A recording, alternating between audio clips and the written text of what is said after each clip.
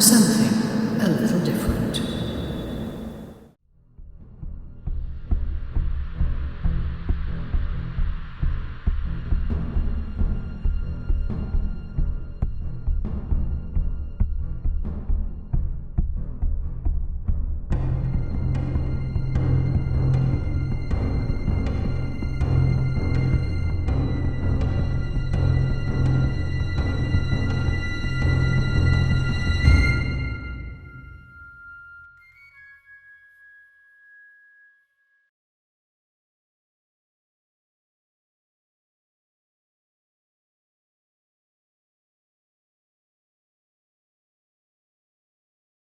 Hi everyone, this is Joanna Samerscales from the ET Newsroom, and I wanted to share with you this very nice little story, which I first heard from Peter Vincent, who I am working with on a little series called The Dowsing Detectives, and I think that you are going to find that absolutely fascinating when we get it out there. In the meantime, Peter told me about this little story that he experienced or witnessed with his wife Elizabeth, and I asked Elizabeth if she would join Peter on camera to share what she remembered of the event. So this is in Canada a few years ago, and I hope you enjoy it. I am delighted to welcome Elizabeth Vincent for a little sharing of an experience that they had when they were over in Canada meeting some relatives. And this was way before Elizabeth even knew anything about the UFO ET side of things. And I think, Peter, you may be burgeoning into all that information. Yes, so there was a very interesting thing that happened, which you both were witness to. And that's why I thought it would be just great. It's only a short story for you both to reflect on that. So, well, the story starts having discovered long lost family in Canada. We were invited over, so all the bookings took place. But because I'm a remote viewer and I work with colours and numbers, and I had had this UFO interaction for some time, from 2003 onwards, the day came for the trip. So on the airline, I always like to be beside the window, and it was like three seats, and then three seats. It's a big aircraft to Toronto. I noticed something outside the aircraft. There was a contrail just off the wing. I mean, no more than 300 or 400 yards perhaps out. But it was following, or the aircraft was following something that was already in front. And it was a one single contrail. Now, we were over the middle of the Atlantic. Now, for a jet fighter to be up there, it's just a little bit too far out, I think. So I was rather surprised to see that suddenly it did an L shape and went vertical up. And I thought, I know what that is.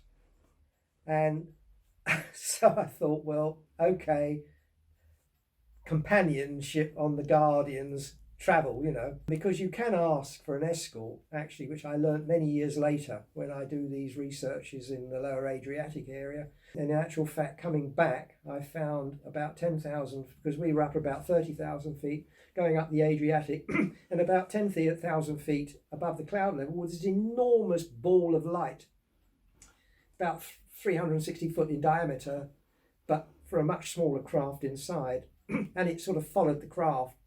And I realised that's what a lot of people see from the ground upwards, but I was seeing it from down upon it. Another time coming back, there was an enormous shadow following the aircraft up the Adriatic until it got to Venice, and then it dissipated. But that was a big craft. So that was a sign going across the Atlantic. So we met the family and introduced, and I met Charles, the late Charles, who then introduced me to some of his friends and one of his lady friends. She said, "Oh, we have UFO activity out here." She said, on the Niagara, once a disc came down and just sucked water up out of the river whilst we were waiting at the traffic lights. Just came down, sucked water up and flew off. Now, this wasn't a seaplane that sucks water up for a forest fire or anything. This was an actual UFO disc. Said another time we'd seen them hovering above the power lines on the Niagara electric complex, sucking electricity up out of the thing. So, this is going on all the time. So anyway, we met members of the family and we went round here, there and everywhere. We even went down into the Niagara hydroelectric system down under the ground and saw all the turbines working because one of the family members worked in there, knew a lot about it. One day in Welland, where we were based, we went out for a walk around Welland through the park and everything. Rather than coming straight back for tea, it was a bit of a long walk, so Elizabeth and I sat down outside the flats on some benches that were provided into the door coming in. And I noticed this gold van coming, a small van, pure gold colour, with some people in the front driving extremely, extremely slowly. But you see, you were coming into the flats. It was a private road into the flats, and then it would be an exit out the other side onto another road. So there we were sitting down, and I looked at this thing. Well, first of all, the driver looked a bit strange. He had a sort of a funny hat on, but his nose came straight down so terribly low, very, very pointed, unusual. You could say it's similar to what the Egyptians would have been if they had a big skull sticking out the back with the sloping face. But next to it was even more surprising, this little figure with great big blue patches for the eyes and black eyes in the middle, and some looked very pinky grey colour with ridges across the forehead like this, and gave me a wave. It was just, the arms were so stick-like, just stick-like, and it was very, very small, sitting next to this driver. I mean, it sounds like this van was really close. Yes, it was. Yes, I wished I had my camera, but you just don't think about this at the time, you know. And the thing is, it was deliberately done to catch my eye when I was sat there. And then I sort of looked at this figure sitting in the front. That I thought it was a child, but it probably might have been a young girl. And I remember telling Peter, I said, gosh, she does look so ill. I wonder she's got cancer because she is so white. Is she having some sort of chemotherapy, radiotherapy? And then I left it at that. I never thought anymore. Well, it was because the arms were so thin, stick-like. She really was very thin. And quite frankly, the colour combination just did not give the confidence it was human at all, but it was alive, there's no doubt about it. And that it drove past us slowly and it gave us a little wave out the window. And then by the time the penny dropped, you know, because although it went past quite slowly, and I suddenly realised, you've shown yourself. and the van went down there and we sat and talked. I said, do you see what's just happened? I don't believe it, you know. It's because, you know, you see these things and it's like the sphere out of the aircraft window, you know, because quite often when I go abroad, I always ask for an escort. You know, it's in dimensional terms, but they will conduct that and they will always be on site where you are. And you know as well as I do that because they're in dimensions, they can hop out of these dimensions. So quite often they take things. I won't say nick things, take things. So they will pinch one of my rods every now and again if it's copper or bronze. They brass. pinched one of mine too. Yeah, a pair of them right under your nose. Yeah. That is my fault because I was carrying it. And it just disappeared out of a carrier It's my bag. fault. And the thing is that they also leave things for you because they can up and down the dimensions. So if you're looking for something, they might help you look for it by finding it and then leaving it for you. So there I am walking along the beach edge and knowing there's nothing there whatsoever, absolutely nothing. And I go back to Elizabeth, who might be on a sun lounge, we'll have a chat. And I go back there and on a rock staring at you is this object. Oh my goodness gracious me. You know, what you know, that wasn't there then. Nobody's been there. So they do leave things and take things. And I've heard this from other people who get involved in these sort of things, that they can, in the houses, they've seen things moved. And they've also seen things left for them. Never left me anything. No.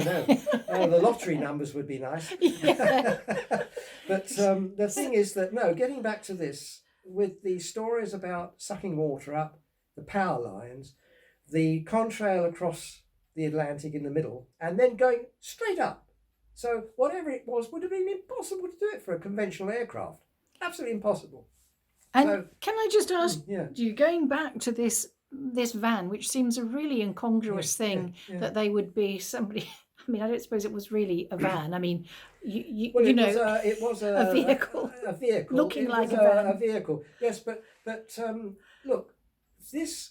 Did it have an engine sound? I'm not being. Oh, very purring, very slowly. Yes. So very you slowly. could like hear. an electric, And like an electric. he went like this. He didn't look at me at all. He was just silhouetted like this.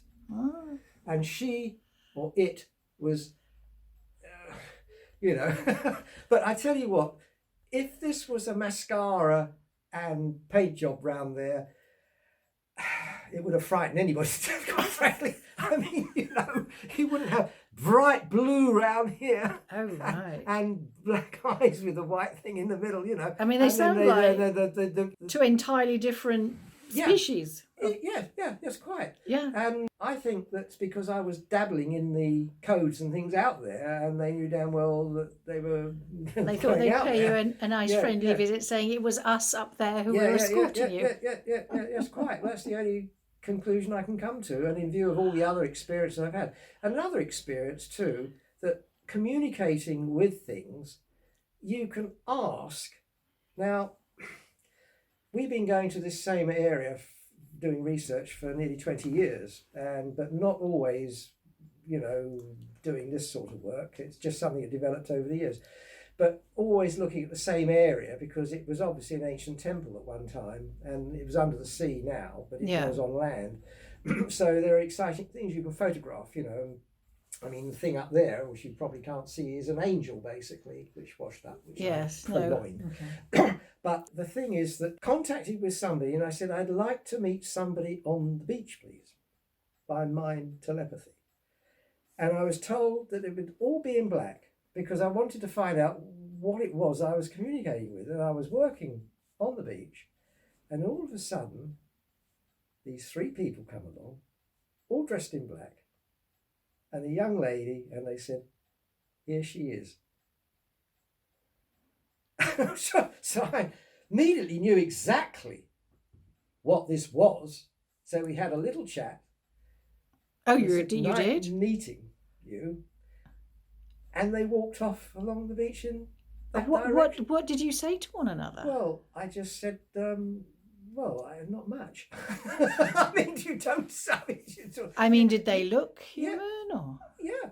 They look human? Yeah. And one day I was sitting on the, going out early in the morning. Oh, they looked human, yeah. But looking on the morning, there was a lady observing me, which I only picked up when I was doing some rodding and things. And she said, I've been observing you, extremely interesting, but you need to be very careful. So have you seen anybody in and out of, say, the said hotel? Oh, yes. No, on further research in years later, I realised that we were seeing an awful lot of very tall people. Very, very tall people. I mean, 7 foot. Oh. Well, no. 6'7" or 6'8". Well, that's not That's far not far off off. 7 foot, is it? I mean, you know. 7 foot. But they were in large groups, males and females. And very fair. And very fair, yeah. So they would appear, let's say in the evening, coming in, checking in, and then they would be around about a day, and they'd just gone, not on the beach at all. So I thought, well, Went in black, were they? No. Just summer clothes. But summer clothes, yeah. So I thought, well, I've heard about the Nordics. So I thought, well, I wonder if there's a base on this island. So I went over with the Nordic code. In fact, I picked up an area that was responding to silos. Oh. And I decided upon myself to find out when it activated from here. And I noticed that when it activated, the energies from these things then traversed to the hotel. Oh, that's interesting. And then they would then traverse from the hotel to the airport. And then at the airport, several trips, one went to Italy, One went up to the Hadron Collider experiment in Switzerland. Zurich, isn't it? Yeah. Yeah. And I found that the Nordics responded in the Hadron Collider. Now, if anybody looks at the Hadron Collider setup in Zurich, you'll see it's in the shape of a rocket with two exhausts for the car parks. And in the middle is a round area of no buildings, and then there's buildings around. And these Nordics were responding all over the Hadron Collider. So I realised that things were coming in, going to Italy there, so they're getting knowledge from another source.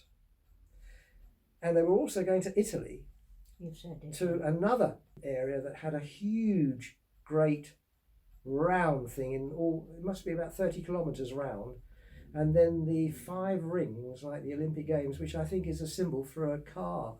Is it Opel or something? Oh, Audi. Audi, right, yeah. So it looked like an Audi thing on the landing craft area there. And the helicopter used to take off from the airport, and I followed that through on the map from here, and I found that it landed on this site there. Oh, how interesting. And so then I found, and one day I was at the airport leaving, and I found an Egyptian Hercules aircraft there. So I decided that I wonder if Egypt has anything to do with this as well today. And I found that there's a complex if you look to the Med and Cairo in that direction, to the right in the desert, there's a lot of round complexes there. And there's obviously things going on there as well. So there is a lot going on, I think, of things coming into our dimensions from outside that we wouldn't see with a telescope because they're stealthed, and they're coming in and exchanging information and taking things out probably, and nobody knows. And of course, this is where viruses and bugs can come in, because well, true. No, That I mean, is from other things true. that we have no protection against. Yeah. You see, this is the point. So this is a wealth of information dug up, and suspicions, and hundreds of codes that I've got that can detect these things. And each code is specialist just for that one subject matter. Unique. And what is interesting, if you have radionic numbers, you can really only use one code at a time. Yeah. Whereas with the colour barcodes, you can have at least 5 together, all doing different things for the same subject matter. Yeah. But if you put a wrong one in there, it kills the whole lot. Yeah, no, that is very interesting. So the mind's computer is actually working and double checking what you're doing. Yeah, and I have to go back now. Yeah. We'll pick up on a lot more of this in other programs, Peter. I just want to go back once before we finish to Elizabeth, just to ask, having seen that unusual person or people in the van, Elizabeth, all those years ago, did you, knowing Peter's growing interest, did it occur to you it might be something from other realms? He never did. No. And he really never did. I thought he was a person. Very sick person. He was a very sick person who was, because I remember telling Peter, do you Ashen think... grey. Ashen grey, yes. I said, you think she's having chemotherapy or something or other? She looked so well. Yeah. It never dawned on me that it could be anything else but that. Have you? Well, I just want to ask if you have any ideas now. Do you think it could be something different? I still don't know to this day. No. No. Do you really, think? I couldn't tell you. Okay. I really could not. I wouldn't like to. One of the things that's interesting here... He might have something to say about it. But one of the things I'd like to say is the jury is out as far as I'm Yeah. concerned. One of the things I'd like to say is the misconception of knowledge that we're being provided with. The Blaze channel on television, and yesterday, is providing a lot of programs called Ancient Archaeology, UFO research and things like this. Is hour after hour after hour going through files and witnesses and things. And so much of it is what I found independently. That's the point. But, you know, it's just beyond a joke that people would try and spin a yarn. I mean, as far as humanity is concerned, they say that we might only be able to go back a few million years because fossils there are no fossil remains of humanity, and they're looking for bones. So they go back to the African plains and they find the bones. They say, oh, it's 1,300,000 years, or something like that. However, in this favourite little area that I like looking, I found some things that look like a human foot in stone, a hand, a hip joint. This is in the Lower Adriatic. Yeah, and at the end of a bone, muscle. Yeah.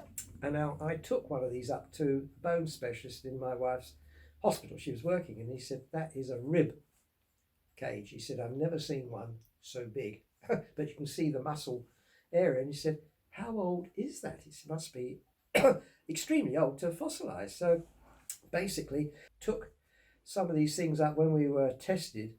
But first of all, we have a firm... To the Natural History Museum. Yes. But we have a firm in Tunbridge Wells that's Helios. They do... Oh, the homeopathic company. And they have a specialist in there who was quite good. And I said to him, look, what's your opinion of these? And he said, well, lay them down and we'll have a go over. And he said, I think they're at least 20 million years old. So I put these things in the box. I took them up to the Natural History Museum and she looked at them. She said, well, the area that you're talking about, it said for that to happen there, they've got to be at least 20 million years old. That was the second thing. And I'd actually doused them against the colours of 20 million years. The big problem is that one of them's female and one of them is male, human. Ah. So there are fossils of a foot and a hand, a piece of bone and a rib and a hip joint, probably from a baby, that is human, cast to stone. 20 million years. It has to be at least 20 million years old. I mean, we know that Pompeii erupted and encapsulated people, but they were hollowed out into a different form. They weren't fossilised, basically. And we're not talking about that at all. We're talking about people who are dead and buried, have turned to fossil, much like animal bones and things that you pick up that are fossils, and the sea has just washed them up, And so, it seems that you've got quite a lot of material which we'll look at over time to come. But for the moment, I want to say thank you both very much. That's absolutely fascinating. As usual, Peter, a wealth of information. Elizabeth, thank you for sharing part of the story and just to corroborate the fact that you saw what you saw. Whether you know what it was or not, we don't know what it was. But that is the biggest, great. Of course, the biggest thing for another chapter is when I was working in this little shop part-time. It's another chapter, dear. Yeah, the guy turned up and wanted a compass. Once you get no, it goes on and on and on. Yeah. Yeah, shut up.